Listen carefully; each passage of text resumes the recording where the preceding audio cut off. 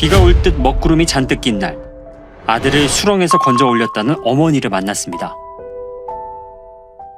작년 중반 전부터 이제 계속 몸을 이렇게 다쳐오더라고요. 많이 터져서 꼬매오고, 작년에는 막 그냥 다리도 막 이렇게 코끼리를 좀 부어오고 막 그냥 오다가 어떻게 접촉사고 나서 얘기하다 보니까 그렇게 됐어요. 상대하고. 그 이유 같지 않은 일을 돼서 우리는 얘가 평상시에 우리 아들하고는 좀 다른 느낌이었어요. 듬직한 5대 독자 김민수 씨.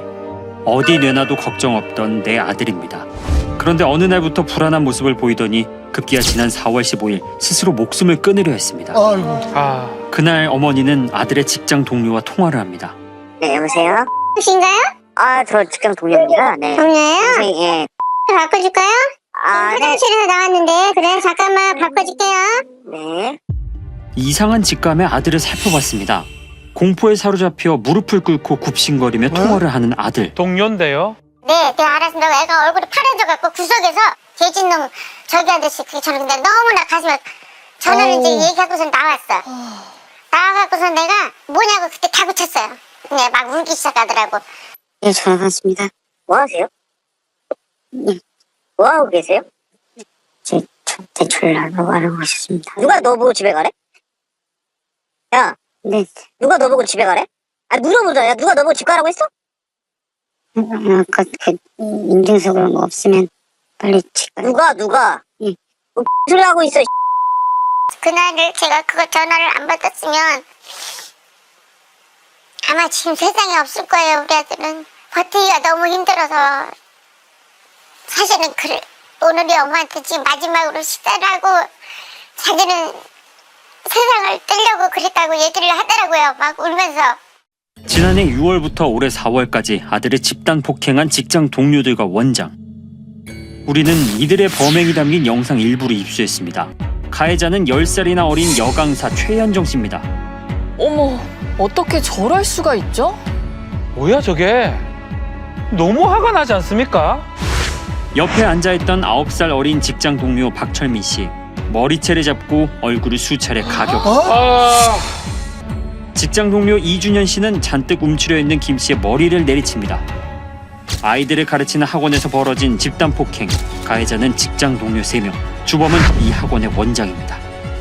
어린애들을 가르치는 그 장소에서 그렇게 문을 닫아 걸고 아이고, 참. 물도 안 주고 밥도 안 먹이면서 구타를 하고 감금시키고 화장실도 못 가게 해서 옷에다가 싼 적도 있대요. 그렇게 해서라도 살아보려고.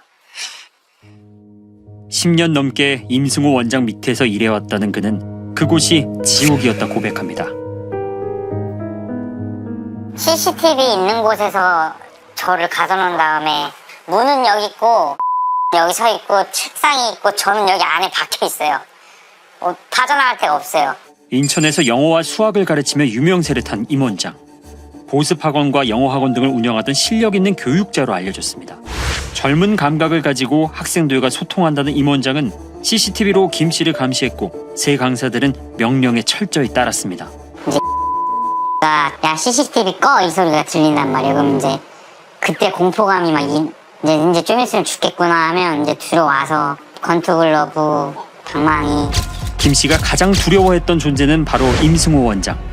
제 모든 일거수일투족을 감시하면서 그때부터 제 노트북, 핸드폰은 제게 아니었어요. 1년 그 가까이를 감시를 당하면서 살아보니까 전화를 할 수 있는 것도 고마운 거예요. 지금 그래요. 피해자가 보는 세상은 검게 변했습니다. 각막 손상, 갈비뼈 골절, 무릎 손상, 십자인대 파열 등으로 전치 10주의 진단을 받았습니다. 각막이 지금 찢어져서 각막 멸공이 이제 구멍 생긴 거거든요. 구멍이 생겼기 때문에 여기는 까매요. 제 세상은. 이 눈도 지금 결국은 이식을 해야 되는 상황이고 무릎도 지금 장애 진단 나오게 생겼지. 십자인대가 전방, 후방, 안에 내측 반달까지 다 나간 상태고. 더욱 기가 막힌 건 박철민과 최현정은 그 학원을 다니던 수강생 출신이란 겁니다. 가해자 원장과 이준현은 피해자와 대학교 선후배 사이입니다. 이야. 이들은 야구 동아리까지 함께해온 각별한 사이였습니다. 믿었던 사람들이기에 더욱 힘들어했을 내 아들. 엄마는 용서란 말을 지웠습니다. 얘네들은 절대로 용서가 될 수가 없어요. 개인적으로 용서가 될 수 없고 법에서 용서를 해주시면 제가 하겠습니다. 제가 보복을 내가 할게요. 내가 지옥 끝까지 가서 쫓아가서라도 제가 할 거예요. 민수 씨에겐 아직 풀리지 않은 수수께끼 하나가 있습니다. 뭐 가해자들이 이 방송 출연을 했나요? 이거 아시죠? 예, 제가 신동엽 씨가 진행하던 예, 방송인데요. 예, 맞아요. 이분이 대표, 가해자 씨, 이게 저, 그리고 위에는 졸업생들인데 가해자 씨. 사연자로 나오신 분은 그분이. 이 방송에서 동료 강사였던 안재준 씨가 임원장에 대한 사연을 방송했습니다. 그런데 지난해 1월 갑작스럽게 세상을 떠나고 말았습니다. 어머, 아이고. 아니 갑자기 무슨 일이죠? 아드님은 이제 혹시 어떻게 사망하셨어요? 집 사는 오피스텔에서 없다라고 했었거든. 그래서 내가 그때 당시에는 내가 이런 거를 억울하지만은 증거도 없고 어떻게 할 수가 없었고 내가 그럴 정신도 없었고 그 도대체가 그 속으로서 어려움이 있었으면 나한테 엄마한테 부모한테 말 한 자리라도 좀 하고 있어야지. 어느 정도의 뭐 그날에 1일날 그러니까 2022년 1월 1일날 3명이서 회의를 했다고 했어. 안재준 씨는 그곳에서 무슨 일이 있었던 걸까? 폭행을 당했어요.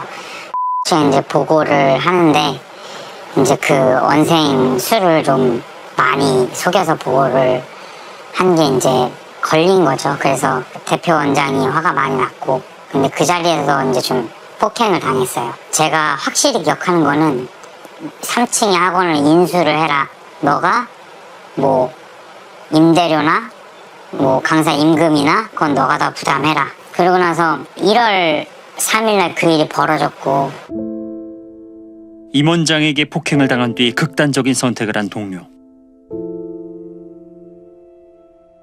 엄마가 아니었다면 어쩌면 김 씨도 이 세상에 없었을지 모릅니다. 그냥 스스로 알아서 가게끔 유도를 하는 그런 집단이에요. 스스로 알아서 네가 알아서 가라 이제. 니네들한테 빼먹고 다 빼먹었으니까 네가 알아서 가. 지금 우리 아들 같은 경우 우리한테 그날 일이 아니었어. 4월 15일이 아니었으면 그냥 묻어가서 혼자 갔으면 그냥 홀로이 가는 거예요. 밥 한 끼 먹기 위해서 살았다고 그 말에 내가 진짜 너무 지금도 가슴이 아프고. 어머니가 지어주신 밥 한 끼. 상처를 숨기고 고통을 참아가며 그 밥 한 술의 힘으로 이를 악물고 견뎠습니다. 왜 그때 도움을 요청하지 못했을까? 그의 친구들은 피해자를 명량했던 친구로 기억합니다. 학창 시절에는 어떤 친구였어요? 네, 항상 뭐 저희 친구들 중에서는 제일 잘생기고 활발하고 술 같은 거 마실 때 항상 뭐 리드하고. 퇴장 뭐 이런 것도 했었어요? 네, 맞아요. 그런데 오랜만에 만난 민수 씨가 많이 변해 있었답니다. 뭔가에 쫓기는 듯 이상한 부탁까지 했습니다. 술자리를 한 2시간 정도 이렇게 쭉 갔다가 행설수설하다가 전화 받으러 왔다 갔다 하다가 끊기더니 갑자기 맨 마지막에 탁 들어와가지고 하는 얘기가 오늘 처음 만난 것처럼 상황을 해서 돈을 빌려달라고 내가 너한테 얘기를 하고 너가 나한테 빌려준다는 거를 녹음을 해서 뭐 보내야 된대요. 무슨 말이죠? 네? 이상하네요. 가해자들은 김 씨가 돈을 빌리러 갈 때 반드시 통화를 녹음하도록 지시했습니다. 그가 가해자들에게 전송했던 녹음 내용 중 일부입니다. 아 근데 네 말할 데가 없었어 진짜. 한 뭐 5개월쯤에는 한 2천만 원 정도. 5월 6월? 아유 정말 이모 열심히 옥수수 팔아서 내가 해줄게. 내가 옥수수 열심히 팔면 해줄게. 아이고 큰일 생겼어. 무슨 일? 아 잘못해가지고 사금융 잘못 써가지고 지금 그래갖고 지금 그거 갚아야 되는데 큰일이다. 뭐를 갚어? 교육자로서 학생들에게 올바른 길을 제시한다며 학원을 적극 홍보해온 임원장. 최근에는 유아 영어 학원까지 그 영역을 확장했습니다. 임원장은 학원 2곳의 원장직을 김 씨에게 맡겼습니다. 처음에는 원장이란 직함이 좋았지만 순전히 미끼였습니다. 저희 학원 이제 정산표 보고 막 하면서 문 같은 경우 어떻게 된 거냐. 조는 제가 건드리는 게 없다. 공금이 나가면 그 공금을 입금을 해줘야지 제가 그걸 어떻게 사비를 쓰냐. 그거를 제가 일절 부인하면서 반박을 했는데 불구하고 그거 안 믿어줘요. 수년간 학원 교재비와 운영비를 제대로 주지 않았던 원장. 결국 개인 사비로 먼저 결제를 한 뒤 운영비가 들어올 때면 자신의 계좌로 입금을 해야 했습니다. 가해자들은 그것을 횡령이라 우기며 괴롭히기 시작했습니다. 뭐 빠져나갈 수가 없어요. 그냥 완전 거기서부터 가스라이팅 시작이 된 거예요. 어떻게 할래? 변제 어떻게 할래? 계획서 써와. 그 변제 계획서 마음에 안 들면 때리고 또 쓰게 하고 때리고 또 쓰게 하고. 김 씨는 변제 계약서를 써야 했고 5,120만 원을 빼앗겼습니다. 돈을 줘야 된다 이런 네. 거군요. 말이 안 되는 건데도 이렇게 그렇죠. 해요. 변제 계약서에는 아르바이트를 하고 대출을 받아 돈을 갚겠다는 계획이 상세히 적혀 있습니다. 가해자들은 상담과 수업 준비를 게을리했다며 갖은 트집을 잡아 돈을 갈취했습니다. 이유를 막 만듭니다. 뭐 세금 신고를 또 네가 잘못했었네.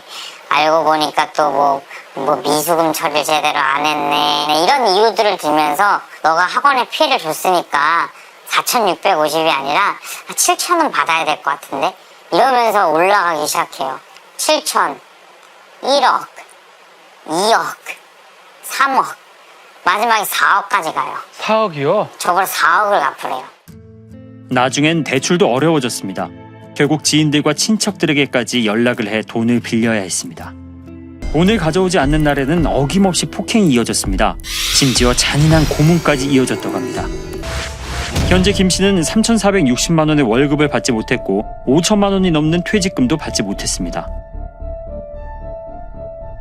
늘어나는 변제금 때문에 우유 배달과 택배 일까지 해야 했고 그 돈마저 가해자들이 빼앗아갔습니다. 밤에 배달을 하고 우유 배달하고 플렉스 하겠습니다. 그게 플렉스가 로켓 배송이거든요. 새벽. 그러니까 저 아침에 유치원 가죠. 쭉 갔다 학원 가죠. 학원에서 12시까지 대충 마무리하고 구로로 날아가요. 그래서 바코드 찍어가지고 배달해주고 새벽 4시에 들어와서 5시에 잠들고. 민수 씨는 폭행과 협박 속에서 하루 2시간씩 새우잠을 자며 새벽 배달과 학원 일을 해야 했습니다. 가해자들이 폭행을 빌미로 내세웠던 횡령 의혹은 경찰 조사 결과 사실도 아니었습니다. 도망치려 할수록 벗어날 수 없었다는 민수 씨. 대체 그 이유는 무엇이었을까요? 원장님은 전화해가지고 나 범죄를 저질렀다. 학원 돈을 횡령을 했고 그 친구가 거의 몇 억을 해먹었다. 라는 이야기들을 하더라고요. 그러면서 뭐 여자들 스폰하고 조건 만남하고 여기저기 성매매 다니고 유흥에 다 썼다. 더 많은 피해자가 생기면 안 되니까 한테 돈 빌려주지 말아라. 가해자들은 피해자의 전처, 지인에게 전화해 성적 수치심을 느낄 수 있는 악성 소문까지 냈습니다. 를 고립시키려고 했던 게 아니었을까. 누군가 도와주거나 그럼으로써 이게 해결이 돼버리면 더 뜯을 수 없으니까 누군가 주변에 도움을 받지 못하게 하려고 그러지 않았을까. 통화한 거 녹음했어 안 했어? 그거 내가 녹음하라고 했잖아. 그냥 집에 가서 얘기하라고. 예. 녹음했어 안 했어? 친구도 너한테 돈 보내주고 있어? 친구도 너한테 돈 보내준 것도 없고 이 X게 돈 뽑은 것도 없고. 20개의 알약을 삼키며 하루하루를 살아갑니다. 아직도 그곳에서 폭행을 당하는 기억들이 반복됩니다. 얼마나 괴롭겠습니까? 전문가는 누구나 가스라이팅, 즉 심리적인 지배를 당할 수 있다고 말합니다. 우리 이런 피해자들이 가장 도움을 요청하지 못하는 이유 중에 하나는 수치심이에요. 자기가 이렇게 모든 거를 갖다 당했다는 게 드러나는 게 싫고 학습된 절망이라 그래서 계속 이렇게 폭력에 노출이 되다가 보면은 뭘 해도 소용이 없고 제일 본인한테 불리한 쪽으로만 생각하게 돼요. 주위에 도움을 요청할 힘도 없으며 요청해도 도움이 안 된다고 생각하게 됩니다. 처음에는 누군가한테 정신적, 신체적으로 폭력을 행사하는 것에 대해서 굉장히 두려움이 있는데 어느 선을 넘게 되면은 그게 일상이 되는 거예요. 그래서 오히려 안 하면은 허전하게 되면서 나중에 가해자들은 단지 재미로 피해자한테 폭행을 가해요. 원장과 강사들은 자신이 저지른 범행에 대해 반성은 하고 있는 것일까? 원장과 공범인 강사들이 어떻게 지내는지 알아봐야겠습니다. 집단 폭행의 현장인 학원을 찾아갔습니다. 지역 커뮤니티에서 입소문이 나면서 유명해진 학원 정상 영업을 하고 있는 것일까? 네, 근데 거기 지금 운영이 되고 있는 건지요? 그러니까 지금 문 닫았어요. 아, 문은 닫았어요? 네. 아, 언제부터 좀 안 오는 거예요? 한 열흘이요. 임원장이 대표로 있는 보습학원과 유아 대상 영어 학원은 수업을 하지 않았습니다. 아내 명의의 학원도 운영하지 않는 것으로 확인됩니다. 현재 공동협박, 특수상해, 위치정보법 위반 혐의로 주범인 원장과 동료 강사 2명이 구속 기소돼 법의 심판을 기다리고 있습니다. 지금 가해자들의 모습인 거죠? 제가 한 행동들이나 이런 문제점 일으킨 거에 대해서 죄송하다. 미안하긴 하나요? 무직 상태에서 3,600여만 원의 대출 빚을 갚아야 하는 피해자. 피해자의 이야기에 따르면 못 받은 월급과 퇴직금, 인테리어 비용 등 원장에게 받아야 할 돈이 1억 8,390만 원이나 된다고 합니다. 돈을 받을 방법은 없는 걸까요? 사용자가 근로자에 대한 폭행은 더 엄격하게 규율하고 있기 때문에 일반 폭행보다 더 처벌도 세거든요. 그리고 강제로 일을 시킨 것, 거기에 따라서 자신이 임금을 갈취했다 중간에, 그래서 중간 수입을 얻었다라고 본다라면 가장 처벌이 센 행위들이 다 들어가 있거든요. 그래서 이런 것들에 대해서 당연히 명확한 엄격한 조사와 처벌이 이루어지지 않을까 싶어요. 취재 중 피해자로부터 연락이 왔습니다. 가해자 측이 여러 번 찾아와 합의를 요구한다는 것. 뻔뻔한데요. 그쵸. 가해자 측 가족 그리고 변호인으로부터 피해자 및 피해자의 가족 그리고 피해자 측 변호인인 저한테도 연락이 오고 있습니다. 하지만 피해자는 형사사건에서 합의할 생각이 전혀 없습니다. 용서를 할 수가 없습니다. 김민수 씨의 아버지는 아들의 인생을 망가뜨린 그들을 엄벌에 처해달라며 탄원서를 씁니다. 평화로웠던 한 가정을 풍비가선으로 내몰아 놓고도 아무 죄책감도 못 느끼는 가해자들을, 칼까지 들이대고 죽이려까지 했던 가해자들을 엄벌 처단합니다. 아내와 아들 뒤에서 남몰래 울어야 했던 아버지. 아빠, 엄마 밥 좀 차려줘. 맛있는 거. 웃으면서 행복하게. 그 사는 바람에 꼈어요, 솔직히. 아, 정말 밝고 건강하셨네요. 이때 보니까 마음이 더 아픕니다. 네. 부모님께는 이제 다시는 그런 일 없도록 좀 더 살갑고 더 자주자주 소통하는 아들이 돼야겠다 그런 생각을 했습니다. 나는 누구보다 내가 행복해지길 바랍니다.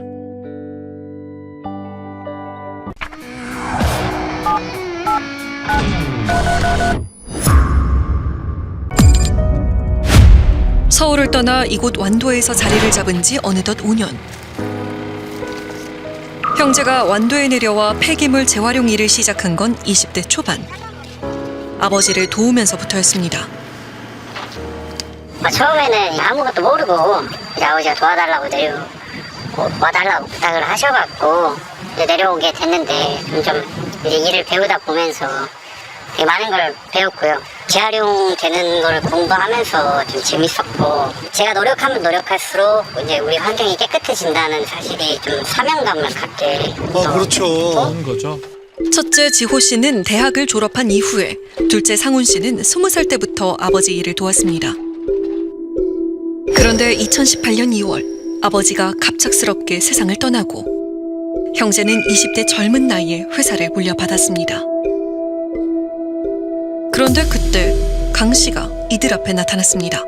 사실 조연생이가 아무것도 모르는 상황에서 지역사회고 너네들이 살아남기 어려울 것이다. 이 지역 토박이고 잘 아는 내가 도와주겠다.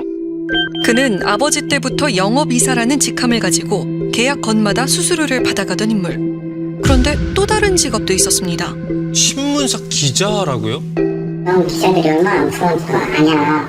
특히 환경 기자가 제일 무섭다. 이 기사 하나 쓰면은 너네는 끝이다. 너네 업체는 그냥 문 닫아야 된다. 너네 업체 죽여버리는 거 정말 눈 하나 깜짝 안 할 정도로 한순간이고. 기자라는 거 앞서서 협박한 모습인데요, 이거는? 강 씨는 지역 관련 기사를 쓰는 기자였고 완도에서 나고 자란 토박이었습니다. 아는 사람 하나 없는 형제는 그의 말을 따를 수밖에 없었습니다. 왜요? 두려웠습니다. 이제 기자들한테 믿고이면 안 되겠구나 하는 생각이 제일 먼저 들었고, 해코지 막 보고 그런 게 너무 무섭기도 하고 그런 거를 굉장히 좀 심어줘서 잘 보여야겠구나라는 생각을. 아이고. 강 씨는 2016년도부터 아버지 회사에서 영업이사로 일을 하며 수의 계약이 이루어질 때마다 영업수수료 8%를 받아갔는데요. 형제에게는 10%로 인상해서 챙겨갔습니다. 그뿐만이 아니었습니다. 지난 3년간 성과금, 보너스, 유후운비 등 다양한 명목으로 가져간 돈이 7억여 원. 영업이사라고 하는데 일은 안 하고 돈을 가져가고 그런 상황을 보면서 이게 맞는 건가 싶었죠. 그동안의 매출을 계산해보니 회사 순이익보다 강 씨가 가져간 돈이 더 많았습니다. 이야. 이 순이익을 보시면은 이제 매출액 대비 9.55%, 지급 부분은 매출액 대비 14.84% 이렇게 나왔습니다.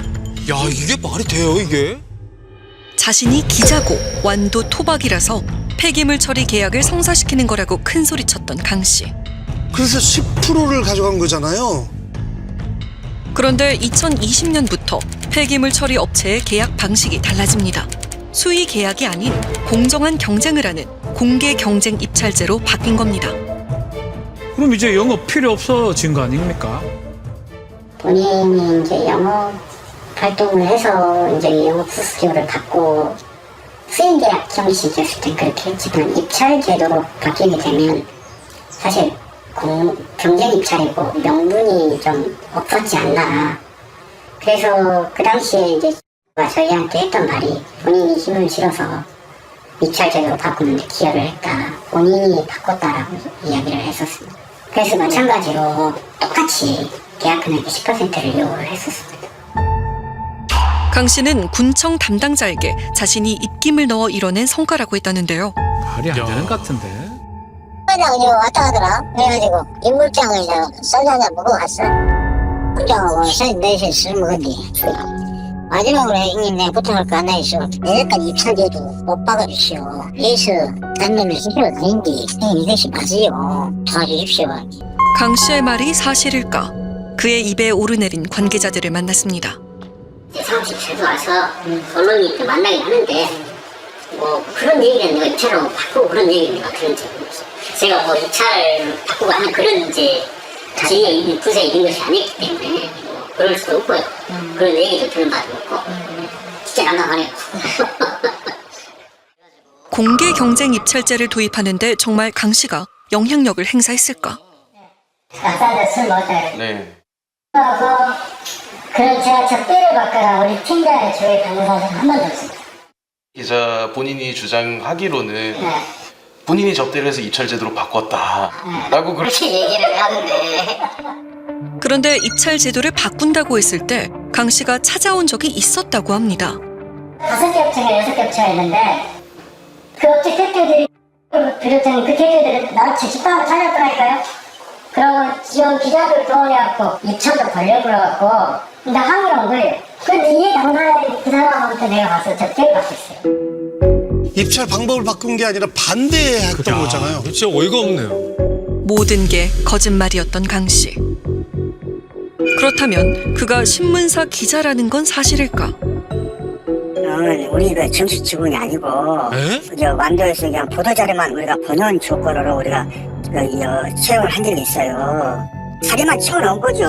왜냐하면 거기는 완도에서는 뭐 기사 하나 뭐 올려주고 전혀 그런 게 없어요. 강 씨는 시도 때도 없이 형제를 호출했습니다.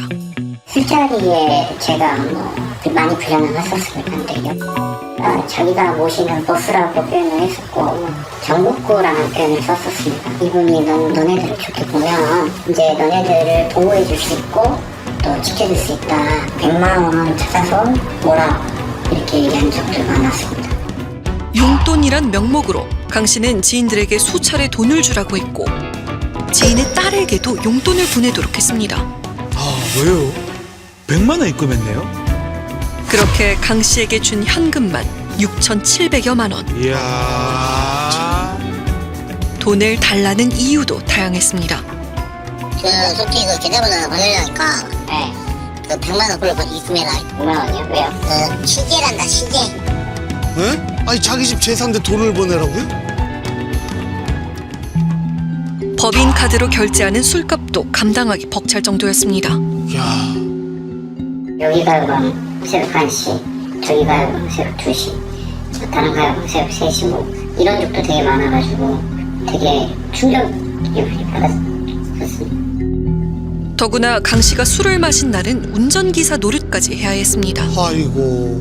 어디야? 지금 하고 있습니다. 야, 오후 5시에 지금 술에 취한 거예요? 낮이고 새벽이고 뭐 술만 취하면 불렀다고 합니다. 너는 안 오고? 이게 우리가 내 이렇게 너는 성격자 이렇게 따로 이렇게 생각해서 한 거야.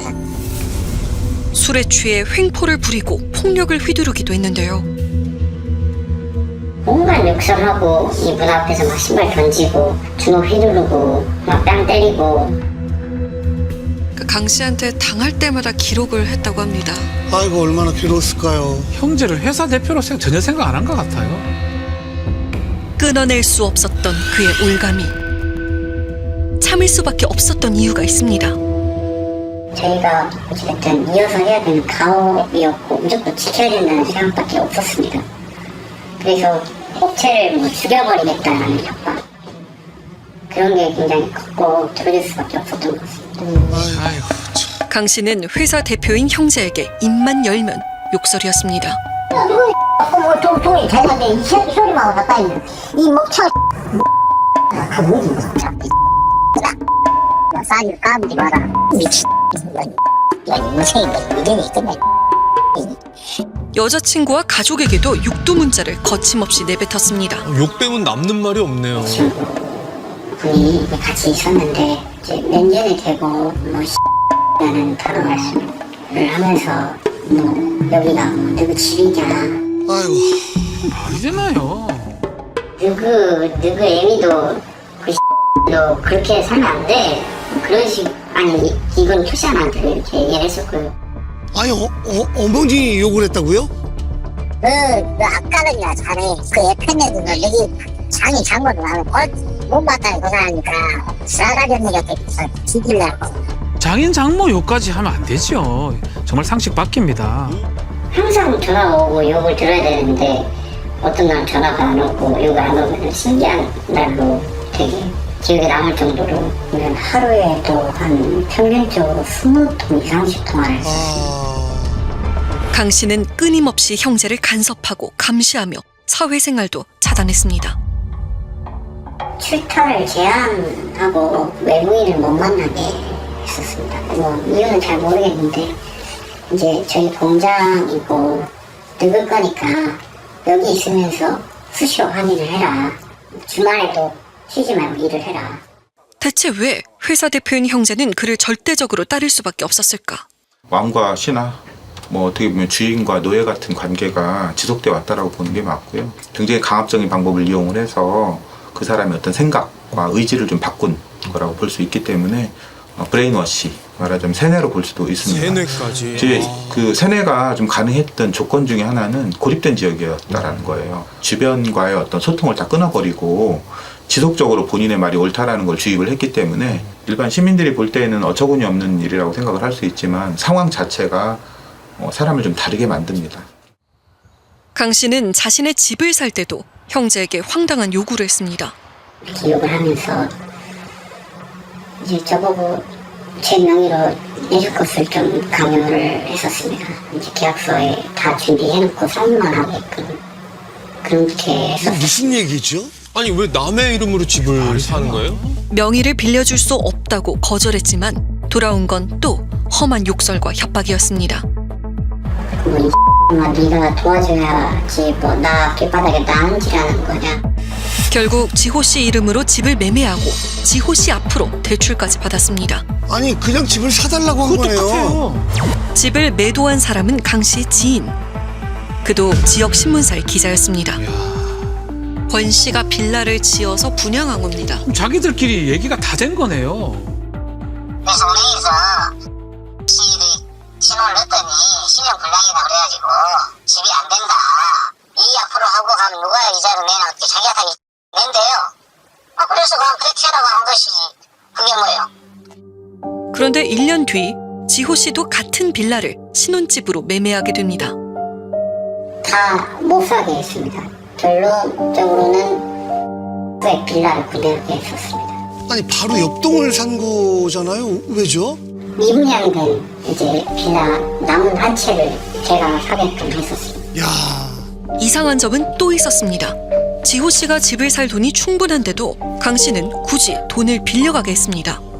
4,500을 줬고 그 다음은 제가 500을 찾아서 이렇게 지급을 했습니다. 그래서 이 부분은 500만 원은 자기가 비자금을 만들고 싶고 자기 부인에게 비밀로 해달라고 하며 이렇게 했었는데, 그러니까 결과적으로 강 씨가 4천만 원 지금 빌려준 거네요. 그런데 며칠 뒤 강 씨의 아내가 차용증을 들고 찾아왔습니다. 5천만 원을 빌려줬다는 내용. 뭔 소리예요? 4천인데. 뭐예요? 5천만 원 차용증을 작성을 해서 맞고 이제 제 도장을 따로 찍게 됐습니다. 지호 씨는 차용증에 도장을 찍고 서명을 한 적도 없었는데요. 어떻게 된 걸까? 여기가 도장, 법인 도장이랑 같이 보관한 거였어요. 여기서 꺼내서 몰래 빼가지고 한 거네. 네. 이곳 완도에서 아버지 사업을 물려받아 운영한 지 4년째. 주변 섬에 들어가 해양 폐기물을 싣고 오는 작업은 늘 바쁩니다. 그래서 어촌계에서 쓰레기를 한 곳에 모아놔요, 정치장에. 그거를 이제 수거해오는 일입니다. 섬에는 이렇게 배 시간이 한정적이다 보니까 오전에 한 번, 오후에 한 번 이렇게 들어옵니다. 20살에 아버지를 돕겠다고 내려와 모든 걸 독학으로 익힌 둘째 상훈 씨. 일에 대한 자부심도 높았는데 강 씨의 지속적인 괴롭힘에 일상마저 무너졌습니다. 그 사람 말로 따지면은 무슨 일이든지 완도에서 벌어질 것 같고 어떤 일이 일어나도 뭐 내 편은 없고 뭐 무서움에 두려움에 떨고 창문도 다 잠그고 커튼을 못 치면은 밤에 너무 무서워갖고 잘 생활이 안 되고요 지금은. 형제는 극심한 스트레스와 우울증으로 현재 정신과 치료를 받고 있습니다. 그의 손에서 벗어날 수 없었던 악몽의 시간들. 참고 견디면 언젠가 끝이 날까 버틸 수밖에 없었습니다. 무엇보다 보복이 두려웠습니다. 아이고 참. 후배 또는 선배라면서 뭐 등치가 있고 몸에 좀 문신이 있는 사람을 대동해서 이제 오기도 했었고 본인이 제 아는 지인들이나 이런 것 중에 건달, 뭐 정구 건달 이런 표현을 굉장히 많이 썼고 양아치들 데리고 협박을 하고 뭐 이런 게 지금도 가능한가 이렇게 생각할 수 있지만 기자라고 하는 직함 그리고 고립된 지역에서의 어떤 그런 위협이 절대 권력이라고 느꼈을 것입니다. 아주 수시로 욕을 하고 비하를 시키는 내용들이 나오는데요. 이런 수치심과 모멸감 이후에도 본인이 이제 저항하지 못했다라는 그런 어떤 자괴감도 생기기 때문에 그래서 더 저항을 못하게 되고요. 평화로운 섬에서 삶이 이토록 괴로워질지 몰랐습니다. 제일 걱정은 가족인데요. 그렇죠. 아내는 결혼을 하고 아이를 낳아 기르는 지금까지 마음 편히 집 밖을 나가본 적이 없습니다. 외출 웬만하면 안 나가려고 하고 안 마주치는 게 좋다고 생각을 하니까 거의 안 했죠. 혹여 강 씨를 보게 될까 낮에도 커튼을 치고 생활하는데요. 아니 왜냐면 이게 옆동에 살잖아요. 저기 왔다 갔다 하는 것만 해도 되게 잘 보여요. 몇 번 많이 봤어요. 참 안타깝고 미안한 마음이 좀 큽니다. 저 하나 믿고 시골까지 내려왔는데 마음이 좀 안 좋습니다. 아내는 강 씨의 온갖 괴롭힘에 시달리는 남편이 늘 걱정이었습니다. 밤낮으로. 그냥 안 할 때도 그냥 평상시에도 계속 전화 왔었던 것 같아요. 항상 욕으로 시작해서 욕으로 끝나고. 그때 생각하니까 눈물 나요. 와, 지켜보는 아내도 정말 많이 힘들었을 것 같아요. 남편이 엄청 힘들었었어요. 근데 제가 못 도와주니까.